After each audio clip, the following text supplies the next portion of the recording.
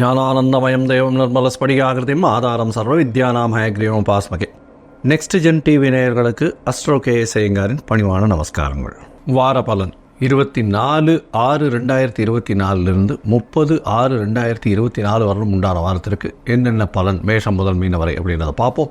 அதற்கு முன்னாடி இந்த வாரத்தில் இருக்கக்கூடிய கோல்சாரம் என்ன, இந்த வாரத்தில் வரக்கூடிய விசேஷ நாட்கள் என்ன, அதற்கு பிறகு இந்த வாரத்தில் எந்தெந்த ராசிக்காரர்களுக்கு சந்திராஷ்டமம் அப்படின்னு வருஷப்படுத்திக்கலாம். இந்த வாரத்தில் கோல்சாரம் அப்படின்னு சொல்லும்போது காலபுருஷ தத்துவத்தின் முதல் ராசியான மேஷத்தில் செவ்வாய், ரிஷபத்தில் குரு, மிதுனத்தில் சூரியன், புதன் மற்றும் சுக்கிரன், கன்னியில் கேது, கும்பத்தில் சனி, மீனத்தில் ராகு.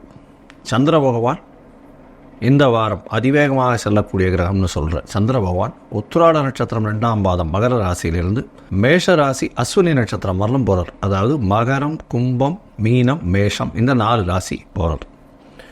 இந்த வாரத்தில் இன்னொரு பயிற்சி இருக்குது. புத பகவான் மிதுனத்திலிருந்து கடகத்திற்கு போகிறார். அதாவது 26/6/2024 வரணும். ஆனால் அன்னைக்கு மிதுனத்திலிருந்து கடகத்துக்கு போகிறார். இந்த வாரத்தில் இருக்கக்கூடிய விசேஷ நாட்கள் அப்படின்னு பார்த்தோம்னா 25/6/2024 ஸ்ரவண விரதம். ஸ்ரவண விரதம்னு சொல்லக்கூடியது வைணவர்களுக்கு மிகவும் ஏற்றது. திரு ஓணம் அப்படின்னு சொல்லக்கூடியது. ஸ்ரவணம் அப்படின்றது திரு ஓணம். 2 நட்சத்திரங்கள் தான் திருன்ற அடைமொழி கொடுக்கப்பட்டிருக்கு. ஒன்று திரு ஓணம், இன்னொன்று திரு ஆதிரை. திரு ஓணம் பெருமாளுக்கு உண்டான நட்சத்திரம், திரு ஆதிரை சிவபெருமானுக்கு உண்டான நட்சத்திரம். ஸோ இதனால் ரெண்டுமே மிகுந்த ஏற்றம் பெறக்கூடிய நட்சத்திரங்களாக சொல்லக்கூடியது. திருவோணம் மகர ராசியில் வருது. ஓணம் மிகப்பெரிய ஏற்றமான நட்சத்திரம். மகர ராசியில் சனி பகவானுடைய ராசியில் சந்திரனுடைய நட்சத்திரம், சமசப்தமாதிபதினு சொல்லக்கூடிய சந்திரனுடைய நட்சத்திரம். நல்ல ஒரு ஏற்றம். இந்த திருவோணத்திற்கு விரதம் இருக்கிறது ரொம்ப விசேஷம். ஸ்ரவண விரதம் இருந்து வீட்டில், அதாவது எந்த ஒரு காரியத்தையும் எடுத்து நல்லபடியாக நடக்கணும்னு வேண்டிண்டு ஸ்ரவண விரதம் இருக்கிறது ரொம்ப விசேஷம். இந்த காலகட்டத்தில் இந்த விரதத்தப்போ அந்த சொஜ்ஜி பண்ணி சாப்பிடுவா, ஸ்வீட் பண்ணி சாப்பிடுவா. இது உப்பு, காரம், புளிப்பு இதெல்லாம் எடுக்கிறது கிடையாது. இந்த 25ஆம் தேதியே சங்கடஹர சதுர்த்தி, அதாவது தேய்பிரையில் வரக்கூடிய சதுர்த்தி. ஏன்னா இப்போ அடுத்து அமாவாசை வந்துடும். பௌர்ணமி முடிஞ்சு இப்போ அமாவாசைக்கு போகிறது. அதனால் தேய்பிரையில் இருக்கக்கூடிய சதுர்த்தி. தேய்பிரை சதுர்த்தி அப்படின்னும் போது நம்மளுக்கு உண்டான விஷயங்கள், அதாவது தீயது எல்லாமே போகணும் அப்படின்னு வேண்டிக்கணும். அதாவது எப்படி அப்படின்னா, நம்மக்கிட்ட என்னென்னலாம் பிரச்சனைகள் இருக்கோ அந்த பிரச்சனை போகணும்னு வேண்டிக்கணும். எனக்கு ஏதாவது பண பிரச்சனை இருக்குது, எனக்கு வீட்டில் கஷ்டம் இருக்குது, நோய் இருக்குது, உபாதைகள் இருக்குது. அதை தவிர இந்த இதில் படிக்கக்கூடிய மாணவர்களுக்கு பிரச்சனைகள், அதாவது என்ன பிரச்சனை அப்படின்னா படிக்கக்கூடிய மாணவர்கள் ஞாபக மறதி அதிகமாக இருக்குது. இதெல்லாம் விநாயகர்கிட்ட போய் வேண்டிண்டு ஒரு 9 பிரதட்சணம் விநாயகர் கோயிலுக்கு போய் சுற்றிட்டு ஒரு தேங்காயை உடைச்சிட்டு ஒரு 9 தோப்புக்கரணம் போட்டுட்டு வர்றதன் மூலியமாக நல்ல ஒரு ஏற்றமும் மாற்றமும் வரக்கூடிய காலகட்டமாக அமையும். இந்த வாரத்தில் பார்த்தடையானால் எந்தெந்த ராசிக்காரர்களுக்கு சந்திராஷ்டமம் அப்படின்னு பார்க்கும்பொழுது மிதுன ராசி, கடகம், சிம்மம், கன்னி இந்த 4 ராசிக்கு சந்திராஷ்டம காலம் வருது. இந்த சந்திராஷ்டம காலம் அப்படின்னா உங்களுடைய பிறந்த ராசிக்கு இப்போ இருக்கக்கூடிய கோச்சாரத்தில் சந்திரன் 8ஆம் இடத்துல மறையக்கூடிய காலகட்டத்தை சந்திராஷ்டமம்னு சொல்கிறோம்.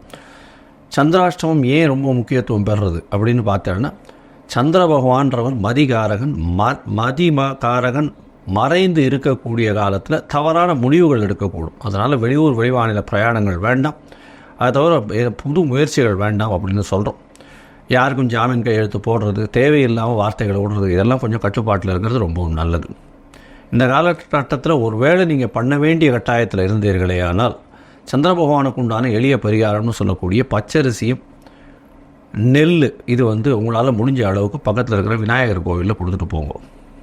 அதன் மூலியமாக சந்திராஷ்டமத்தின் தாக்கம் நிச்சயமாக குறையும் அப்படின்றத சொல்கிறேன். சரி, இப்போது மேஷம் முதல் மீனம் வரை இந்த வாரமான 24/6/2024 30/6/2024 வரை எப்படி இருக்குன்னு பார்க்கலாம். அதற்கு முன்னாடி என்னுடைய மொபைல் நம்பர் கீழே ஸ்க்ராலிங்கில் வந்துட்டுருக்கும். உங்களுக்கு அஸ்ட்ராலாஜிக்கல் கன்சல்ட் தேவைப்பட்டதுன்னா நீங்கள் என்னுடைய மொபைலுக்கு கான்டாக்ட் பண்ணுங்க. உங்களுடைய டேட்டு, டைமு, பிளேஸு, அதை தவிர உங்களுடைய பெயர், தாய் தகப்பன் பெயர் எனக்கு அனுப்பி வைங்க. நான் என்னுடைய கட்டணம் என்னன்னு சொல்கிறேன். உங்களுடைய அதாவது டைமை வச்சு பாத சந்தி இருக்கா, அதாவது நட்சத்திர சந்தி, பாத சந்தி, நட்சத்திர சந்தி, அதை தவிர வந்து அந்த லக்ன சந்தி, லக்ன பாத சந்தி இதெல்லாம் இருக்கா அப்படின்றத பார்த்துட்டு, உங்களுடைய தசாபுக்தி அந்தரம் சூக்ஷ்மம் இதெல்லாம் எப்படி இருக்குன்றதையும் பார்த்துட்டு, உங்களுக்கு உண்டான எளிய பரிகாரம் அதை தவிர என்ன பலன்கள் அப்படின்றத சொல்கிறேன். இப்போது மேஷம் முதல் மீனம் வரை 24/6/2024 30/6/2024 வரை உண்டான பலன்கள் என்னன்னு பார்க்கலாம். கும்பம், அவிட்டம், சதயம், புரட்டாதி இந்த 3 நட்சத்திரம் 9 பாதங்களை கொண்ட ராசி. ராசியின் அதிபதினு சொல்லக்கூடியவர் சனி பகவான் ஆட்சி பெற்ற ஆண் சனியாக இருக்கார். உடல் உழைப்பு மிகவும் அதிகமாகும், ஸ்ட்ரெஸ்ஸு கொஞ்சம் அதிகமாக இருக்கக்கூடிய காலகட்டம். ராசிக்கு 3ஆம் இடத்துல செவ்வாய் பகவான், முயற்சிகள் புதிய முயற்சிகளில் வெற்றி வரும். பணவரவிற்கு பஞ்சம் இருக்காது. 2ஆம் இடத்துல ராகு பகவான், அபரிமிதமான பணவரவு இருக்கக்கூடிய காலகட்டம். உங்களுடைய ராசிக்கு 5ஆம் இடம் வலுப்பெற்று போகிறது. ஆட்சி பெற்ற புதன் இருக்கிறதும் சுக்கிரனும் சேர்ந்து இருக்கக்கூடிய காலகட்டம். 7ஆம் அதிபதி 5ஆம் இடத்தில் இருக்கிறதுனால காதல் வாய்ப்படக்கூடிய வாய்ப்புகள் நிச்சயமாக உண்டு. இந்த கும்பராசிக்காரர்கள் கொஞ்சம் ஜாகிரதையாக இருக்கிறது நல்லது. ஏன்னா ராசிநாதன் 5ஆம் அதிபதியும் 7ஆம் அதிபதியும் தொடர்பு இருக்கிறது பெரிய விசேஷம்.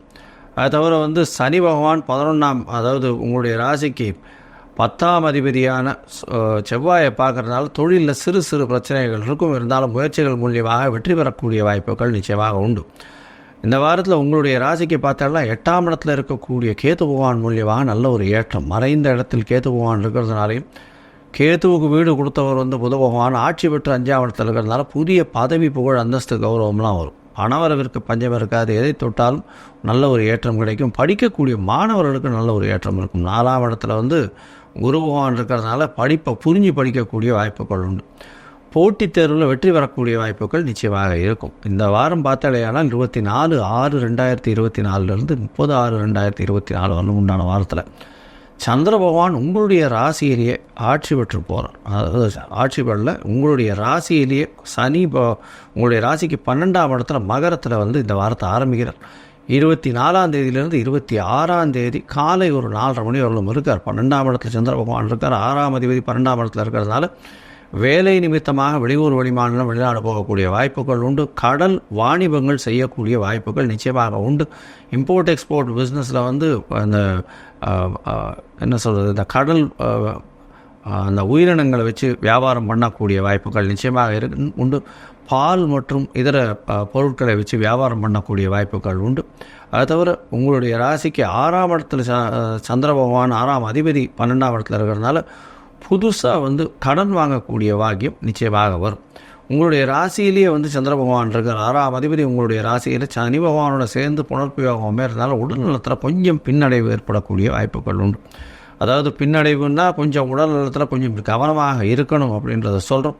26ஆம் தேதியிலிருந்து 28ஆம் தேதி காலை ஒரு 7:30 மணி வரலும் இருக்கக்கூடிய காலகட்டமாக அமையாது.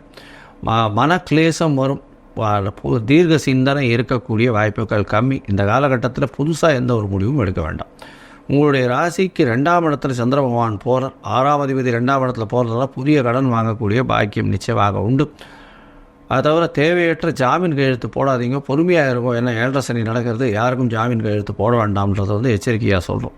உங்களுடைய ராசிக்கு பார்த்தாலும் 3ஆம் இடத்துல சந்திர பகவான் போகிறார். செவ்வாயோட சம்பந்தப்படுறது, அதாவது சந்திர மங்கள யோகம் வருது. 6ஆம் அதிபதி 3ஆம் இடத்துல போய் மறைந்து இருக்கிறதுனால புதிய வீடு, நிலம் இந்த மாதிரியான விஷயங்கள் வாங்கக்கூடிய வாய்ப்புகள் உண்டு.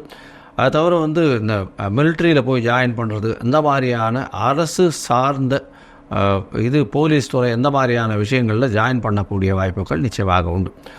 மொத்தத்தில் இந்த வாரத்தில் பார்த்தேன்னா நல்ல ஒரு ஏற்றமான வாரம். இருந்தாலும் 7:30 சனி ஜென்மசனி நடந்திருக்கிறதுனால உடல்நிலையை மட்டும் ஜாகிரதையாக பார்த்துக்கிறது ரொம்ப நல்லது. 8ஆம் இடத்துல கேத்து பகவான் இருக்கிறதுனால கொஞ்சம் உடல்நிலைக்கு செட்பேக்கை கொடுக்கக்கூடிய வாய்ப்புகள் மிகவும் அதிகம். நீங்கள் அருகில் இருக்கக்கூடிய பிரத்யங்கரா தேவியை போய் பார்த்துட்டு அங்கே சிகப்பு கலர் பூன்னு சொல்லக்கூடிய செம்பருத்தி பூ கொண்டு போய் கொடுத்துட்டு வர்றதன் மூலியமாகவும் உங்களுடைய வாழ்க்கையில் ஒரு பெரிய ஏற்றமும் மாற்றமும் இந்த வாரம் நிச்சயமாக வரும்.